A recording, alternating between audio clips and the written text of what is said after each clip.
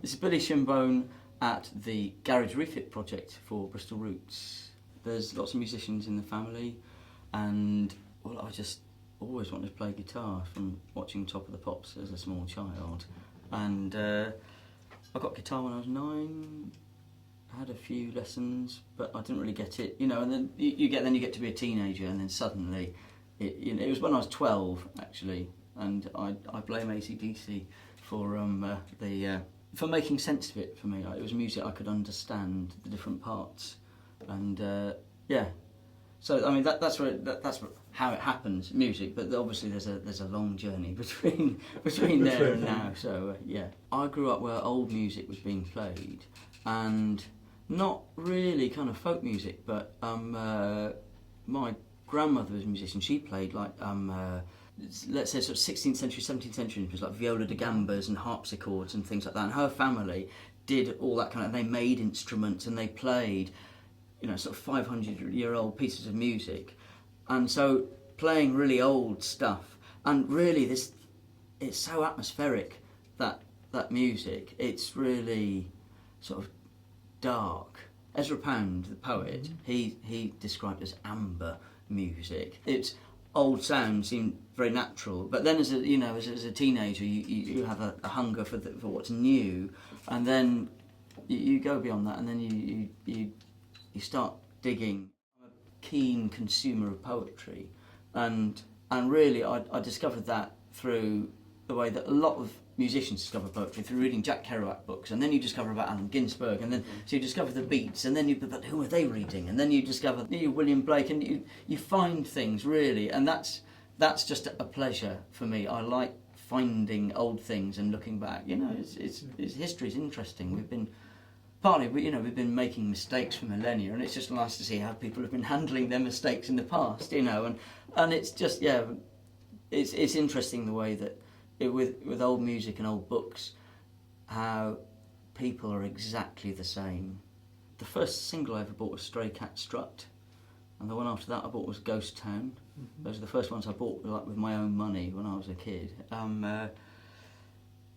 I like everything. I really like folk music and country music, and I suppose actually I play in a rock band called Flipron, and Flipron play an eccentric mix of sort of English psychedelic rock music with a kind of slightly barrel house feel and elements of sort of ska to it and that sort of thing. A real mishmash that doesn't belong anywhere, and we've never been part of any scene or anything like that's happened. But that started in a very low-key kind of way with just acoustic guitars and things, and turned into a loud band.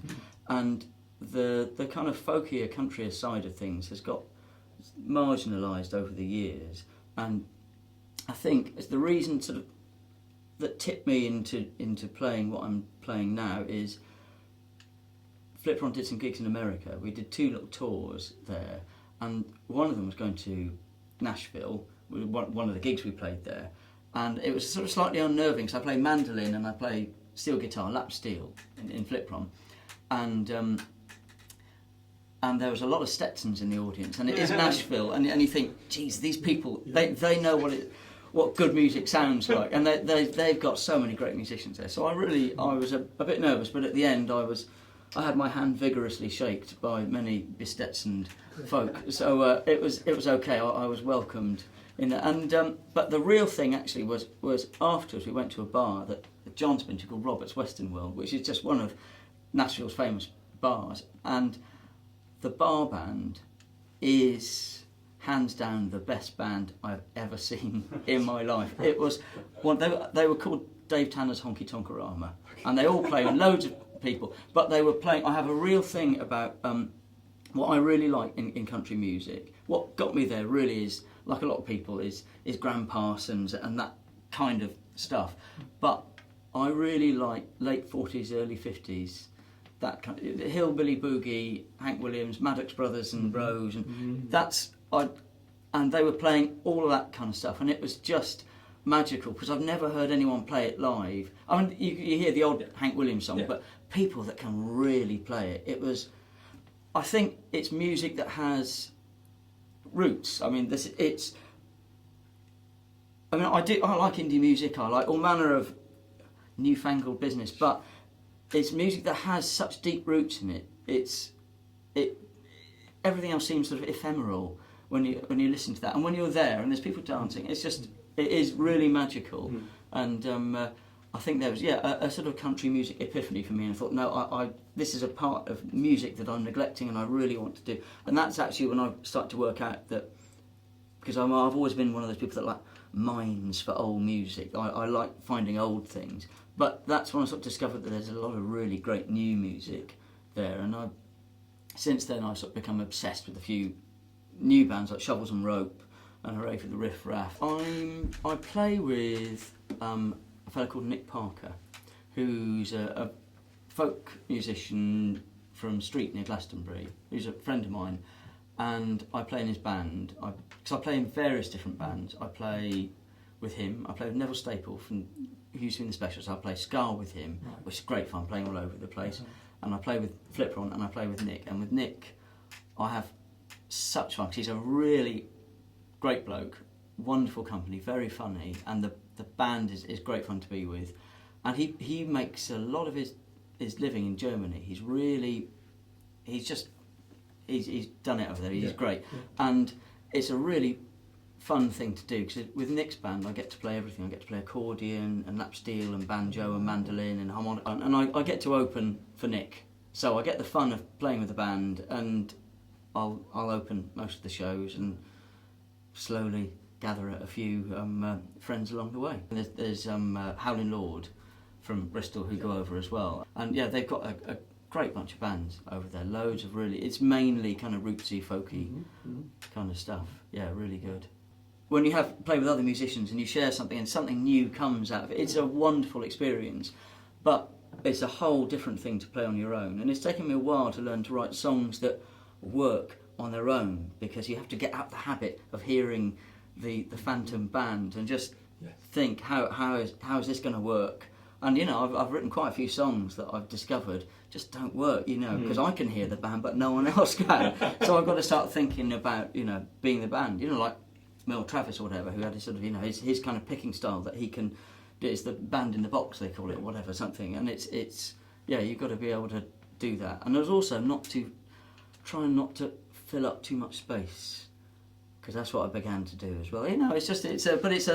Music is a constant journey of discovery. And I think if you're really into it, you keep getting better as you get older and older. I think Ry Cooder said you just get better as a musician. When he doesn't understand why bands get shit when they, after a couple of years, the mojo's gone. It's just, no, you should. If you're you should get better, and that's how I kind of view it. I just think I'm constantly, looking around the next corner at whatever is the magic that I really should be playing. Yeah, forget this stuff I've done. I want to do what's next, and that's like most people, really. Yeah. It's for the songs to find the people that want to listen to them. That's really what you want to do, actually, and that's always the pleasure of even a gig that isn't good. You can play a shitty gig where you've got a crowd that appears to have little interest in what you're doing, but then the next day you get a message on Facebook from someone that said they really liked it, and you think, great, there's someone for whom what I was doing made some sense. And it's really it's about finding those, really, and because I'm trying to make a living at music, which is one of the reasons I'm playing in lots of different things. Partly because it's such a pleasure to play lots of different kinds of music, and I really love playing ska and playing the old Specials hits and doing the new stuff. That is really fun, and I love playing in Nick's band and Flip Ron. But I mean, I don't do anything else, to be quite honest. But I'm broke.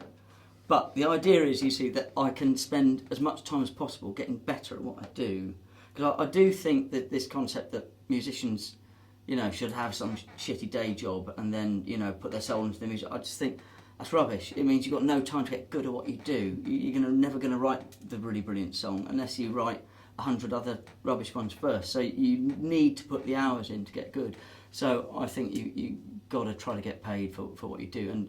And I also know that people can't afford to pay you a whole lot of money unless you bring in all the people that pay them the money to pay you. So you've got to do a lot of different things in order to do it.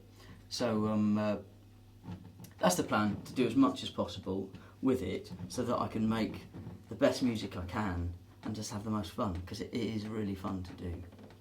I've got tunes going on all the time. There's lots of tunes. Every day I write tunes. I've got a phone full of music ideas in all kinds of different things, just ideas, some melodies or grooves or riffs or a whole load of things. And then it's the real thing is just then you have a sense of the shape of a song, and it's really like a living thing. It's like an animal. It has a real form, and you have to sort of discover what it is.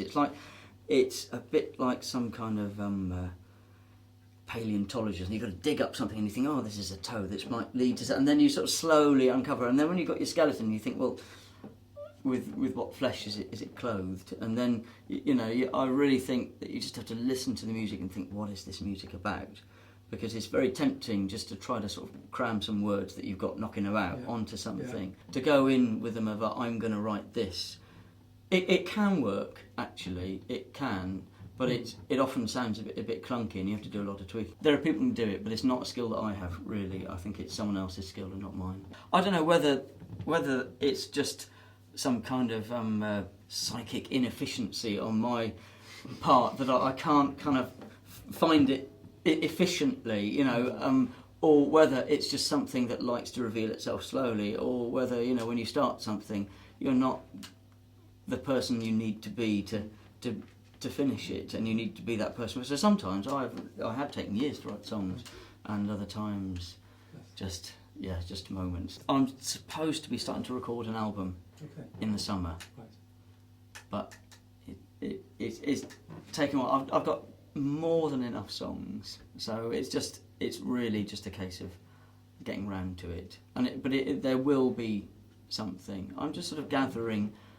musicians from here and there, because just to make the songs work, because I quite like the homemade feel of doing this, because I've worked in generally big, not big studios, but proper studios, and we've done things very carefully with producers, and I want to do something more in the spirit of what I'm doing, and so I'll get people to sort of send in files from different places and do things, and just do some of it myself.